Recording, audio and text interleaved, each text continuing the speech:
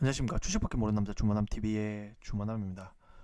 네, 진짜 오랜만에 왔습니다. 거의 6개월 만에 왔고요. 제가 개인적인 일이 좀 있어가지고 그 사이에 유튜브를 이제 만들 수 있고 뭐 그런 시간이 없어서 진짜 오랜만에 왔고요. 다시 이제 열심히 만들어서 올려보도록 하겠습니다. 이번에 가져온 건 환율입니다. 환율 같은 경우는 원화로 살 수 있는 외화의 가치, 즉 우리 한국 돈이 외국에서 얼마나 힘이 있는지라고 생각할 수 있는 지표라고 저는 받아들이고 있고요.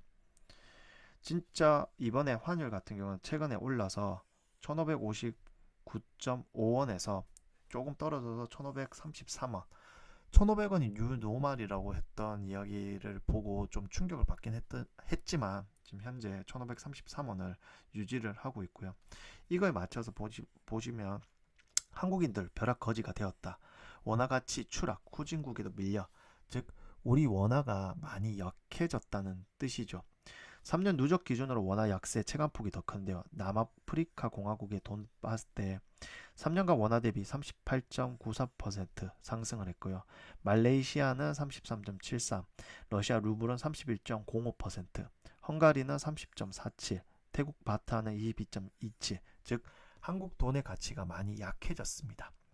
선진국 통화 대비 약세도 이어졌는데 미국 달러는 1년간 9%, 3년간 14.84%고요.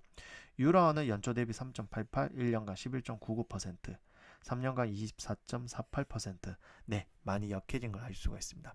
더군다나 봐야 될 게는 이제 대한민국 국가 총부채도 계속 늘고 있는데요. 6,494조, 즉 기업 부채가 2,861조 원, 가계 부채가 2,300조 원, 정부 부채가 1,212조 원으로 현재 이 시간에도 국가 부채는 계속 늘어나고 있습니다. 그래서 이 환율에 대해서 국가기관에서 이제 간접적으로 볼 수가 있는데요.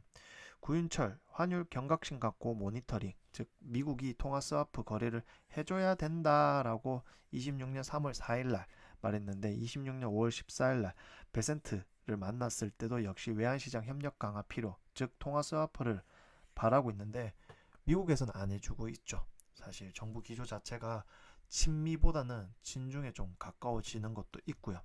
그리고 이번에 쿠팡 사태가 좀 큰 역할을 하고 있습니다. 미국 기업에 대해서 한국 정부가 굉장히 공격을 하고 있는데요. 결국 쿠팡 6,247억 과징금이 나오고 있습니다. 하지만 좀 봐야 되는 게 정보 유출이 되었던 SK텔레콤은 1,348억, 카카오 오픈 채팅 개인정보 유출은 151억, 골프전은 75억, 그리고 구글과 메타의 맞춤형 광고 위반은 690, 308억, 그리고 뿐만 아니라 이 특히 4천만 명의 신용정보 고객 등의 동의 없이 중국 알리파이에 무단 전송했던 카카오페이는 59억 원의 가징금. 여기서 봤을 때 쿠팡 입장으로는 본인들도 잘못했다 이겁니다. 하지만 이런 비슷한 사태를 봤을 때 이 과징금 자체, 그리고 국가 정부에서 그리고 정치인들이 행동을 했을 때 너무 과하다는 거죠. 여기 보시면 알겠지만 가입자 식별번호와 유심 인증키 유출로 금융사기 복제품 악용 등 치명적 피해가 소지가 컸던 지난해 SK텔레콤 사건을 지목하면서 쿠팡의 가징금은 SK텔레콤 제재규모의 4.6배에 달하고 직격했습니다. 과징금은 감정적 응징이 아닌 법치 행정의 수단이어야 하며 비례성이 분노의 크기가 아닌 비교 가능한 사건과 일관성을 입증해야 되는데 이거 없이 감정적으로 엄청나게 강력하게 대응을 했다는 거고요. 정치인들은 이제 이거를 정치적으로 이용을 했는데 안타깝게 이번에 이제 어, 기준금리 이렇게 이제 정하는 미국 연방 제도 이사의 신임 의장의 케빈 워시가 되었는데 이분 같은 경우에는 2019년 10월부터 쿠팡의 사회 이사로 활동을 했으며 연준 의장 취임을 앞두고 지난 13일 이사직을 사임을 했습니다. 즉 현 연준 의장이 과거 쿠팡의 사회 이사라는 걸 봤을 때 통화 스와프를 해줄까요? 안 해줄 확률이 높다고 봅니다. 그리고 이제 이 환율이 계속 오르니까요. 정부에서는 계속 환율 방어를 쓰는데 환율 방어를 하느라 지난해 외환 보유액이 한 달 만에 8억 달러, 즉 약 9조 원 넘게 줄었는데요. 환율 방어, 환율을 지키기 위해서 9조 원 가까이 썼음에도 불구하고 1,500원 위에서 놀고 있죠. 여기에 대해서 많은 것들이 있는데 일단은 국가에서 환율 방어를 위해서 달러를 계속 소진을 하고 있고요. 이 노란 봉투법이라는 악법이 통과가 되었습니다. 100일 기사를 보면요. 실제 법 시행 이후 1000곳이 넘는 하청 노조가 440여 곳을 상대로 교섭 요구를 했고 지방노동위원회가 판단한 사건 80건 중에 90% 가까운 비율로 원청의 사용자성 인정이 됐는데 앞으로 기업이 한국에서는 더욱더 노조 때문에 안 그래도 기업하기 힘들었는데 이런 노란 봉투법 때문에 더 힘들어지게 되었는데 이에 반전을 경영계는 사용자성 확대 우려 현실화, 경영 불확실성이 커졌습니다. 경영계는 노란 봉투법 시행 이후 원청 사용자성 인정 사례가 늘어나면서 기업 부담과 경영 불확실성이 커지고 있고요. 노동계는 꾸준히 원청도 하청과 성과 나눠야 한다는 인식이 확산되는데 앞으로 이제 신규 일자리 창출이 되지 않을 거라고 생각이 듭니다. 왜냐하면 사람이 늘면 늘수록 이렇게 노동계에 참여를 해서 파업을 많이 할 거고요. 노란 봉투법이 시행이 되기 때문에 이제 파업을 하는 사람이 기업에 아무리 피해를 입혀도 거기에 대해서 이제 뭐 책임 소재 여부를 가리기가 쉽지가 않죠. 그래서 기업 입장은 가장 간편하게 근로자를 좀 줄이고 더 뽑지 않는 방향으로 가지 않을까 싶습니다. 그리고 이제 이에 받쳐 노란 봉투법을 통과시켜서 친기업이 아닌 친노동자 성향으로 가는 정부가 위기 때마다 이렇게 말을 합니다. 원달러 환율 1,500원 굳어지자 정부 대기업에 달러 풀어달라고 하는데 기업 입장으로는 지금 환율이 계속 오르고 있잖아요. 그래서 달러를 가지고 있는 자체만으로도 크게 방어가 된다는 거죠. 정말 위기가 왔을 때 달러를 통해 기업을 보존할 수 있는데 기업은 계속 이제 달러를 벌어들이죠. 미국에서 돈을 버니까요. 하지만 정부에서는 발등에 불이 떨어져서 그런지 계속 1,500원 굳어지자 정부의 손을 내밀고 있습니다. 그리고 또 하나가 더 있습니다. 미국에 보시다시피 한국도 상호 관세 15% 낮추기 위해서 3,500억 달러 대미 투자에 합의를 했고요. 이번에 특별법이 3월에 국회를 통과했기 때문에 규모가 3,500억 달러입니다. 전력산업은 2천억 달러, 조선업에 1,500달러 투자를 하는데 1년에 못해도 연 200억 달러를 상환을 해야 되는데 결국 달러가 계속 나가야 된다는 거죠. 그리고 이제 한쪽에서 이제 달러가 계속 나오는데 한쪽은 투자하자고 합니다. 계속 투자를 하자, 투자를 하자, 투자를 하자. 즉 반도체로 더 거친 세수가 16조 원인데 이거를 이제 빚 갚는 대신 미래 기금을 만든다고 하는데요. 초과 세수는 가장 중점적으로 미래 세대를 위한 대한민국 성장 잠재력을 키우기 위한 방향에 투자를 해야 한다고 말을 하면서 국가 부채는 조금 늘어났으니까 갚자. 빚이 없는 게 최고다라는 생각을 하는 사람인데 빚이 없는 게 절대 진리는 아니다. 라고 말을 하는데요. 초과 세수가 들어오면 당연히 미래를 위해서 투자를 해야 되는데 현재 상황이 녹록치가 않잖아요. 달러 1,500원에 대해서 점점 이제 뭐 9조 원까지 매달 투자를 하면서 매달이 아니죠. 지난달만 해도 9조 원을 썼는데도 불구하고 1,533원 유지해서 안 돼서 기업들한테 가지고 있는 달러를 좀 바꿔줬으면 좋겠다라고 하는데 당연히 이제 세수가 더 확보되면 빚을 갚기 위해 노력을 해야 되는데 이것도 미래로 투자를 하자고 하는데 한쪽에서는 계속 추경 본 예산만으로 현재 상황을 감당하기 어렵다고 판단될 때 정부가 추가로 예산을 편성하는데 당연히 올해 쓰는 예산을 작년에서 본 예산으로 넣었는데 이게 부족하니까 계속 추경을 하고 있습니다. 근데 내용이 참 웃깁니다. 고유가 피해 지원금. 네. 이렇게 고유가 피해 지원금을 주기 위해서 추경을 합니다. 한쪽은 세수가 많이 들어와서 이 세수를 빚 갚는 거 아니다. 미래에 투자를 해야 된다라고 불고 한쪽은 또 현실이 어려우니까 고유가 지원금을 위해서 또 추가 경정을 하고 있습니다. 어느 게 맞을까요? 한쪽은 추경하자, 한쪽은 미래 투자하자. 근데 미국에 돈을 줘야 되고 달러 환율 방어하기 위해서 지난달 9조 원 쓰고 거기다 심지어 이 노동계에서 말을 하고 있습니다. 최저임금이 어떻게 나올지 모르겠지만 16.3% 인상을 요구를 하고 있습니다.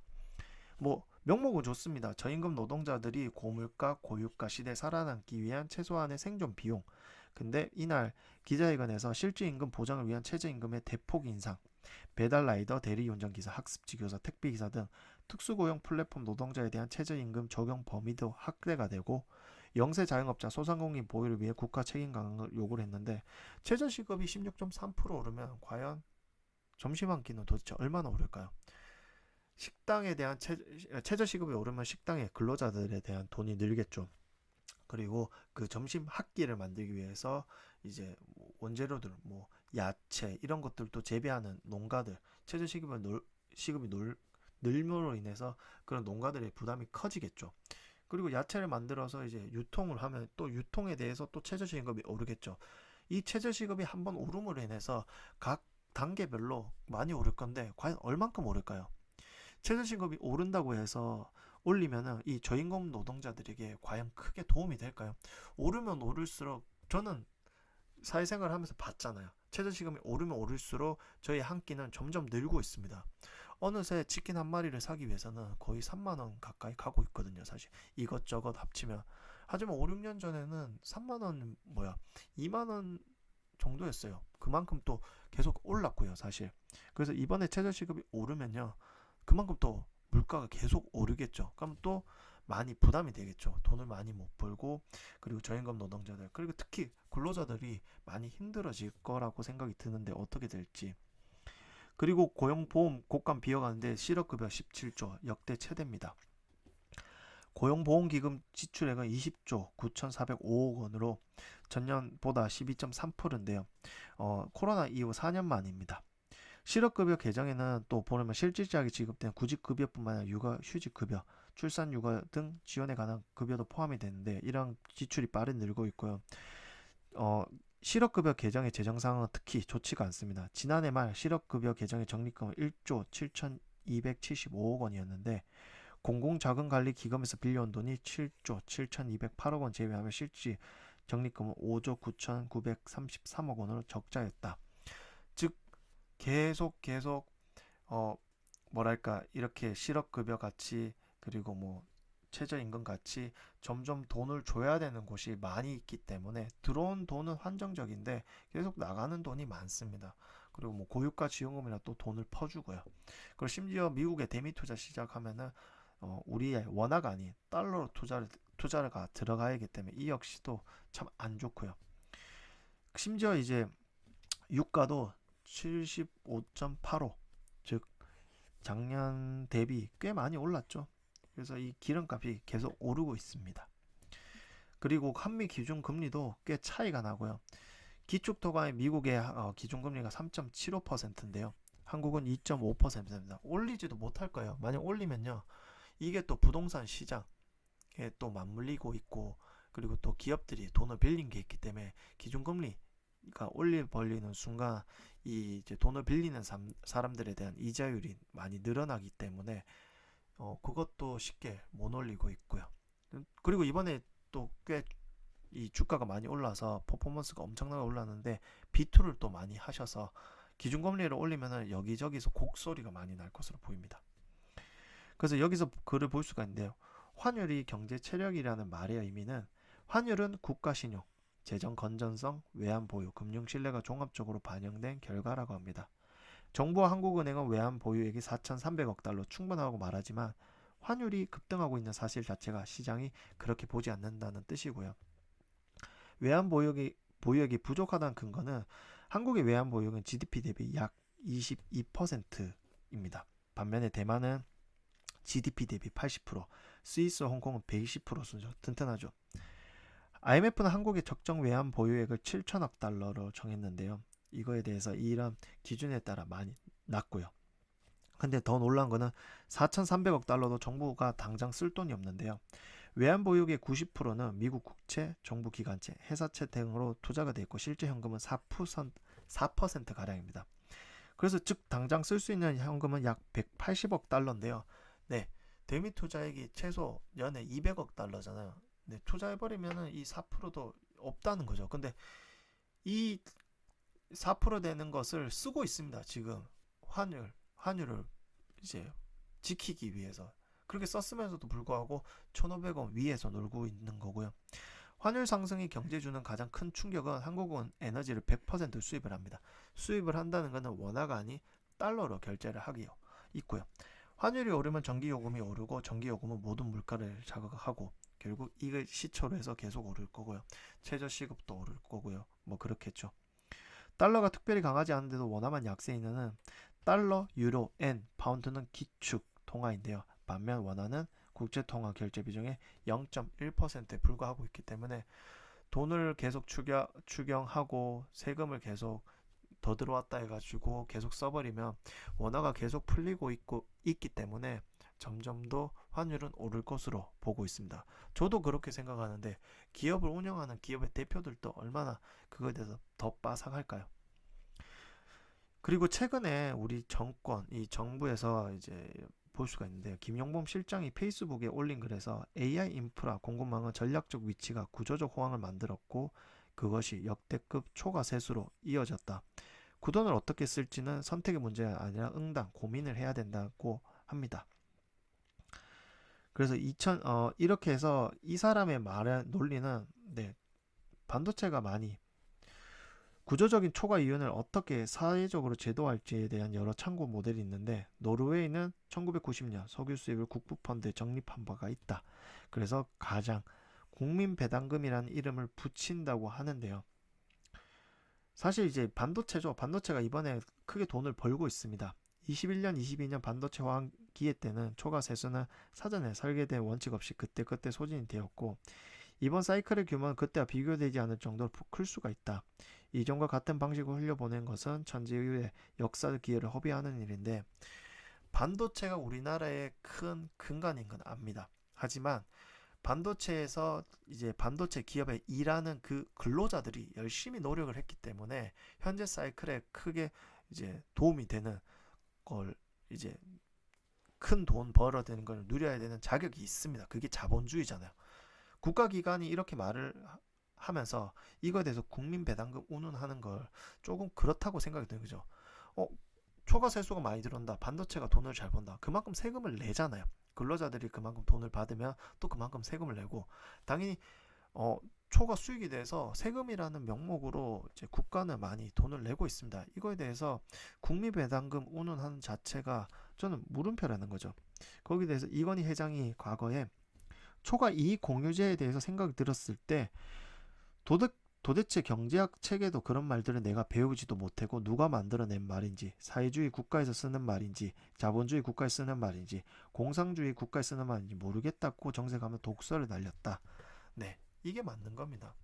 그래서 참 소름 돋는 말이고요. 국민 배당금 이걸 왜 이 사람이 고민을 해야 되는지 저는 모르겠습니다. 직접적으로 반도체 회사에 있는 사람들이 많이 고민을 해야 되는 문제가 아닐까요? 만약 한다면요. 네, 증시는 계속 오르고 있습니다. 코스피는 9,000, 코스닥은 966. 환율도 계속 오르고 있습니다. 누군가가 거짓말을 하고 있습니다. 다음 달부터 또 국민연금은 55조 리밸런싱을 위해서 또 매도를 한답니다. 과연 누가 거짓말할까요? 하지만 또 한편으로는 저는 미국 주식을 투자하고 있지만 한차 손익이 5,500만 원을 지금 돌파를 하고 있습니다. 계속 오를 것 같아요. 그래서 이게 앞으로 어떻게 될지 그래서 미국 주식은 계속 투자를 해야 되지 않을까 생각이 듭니다.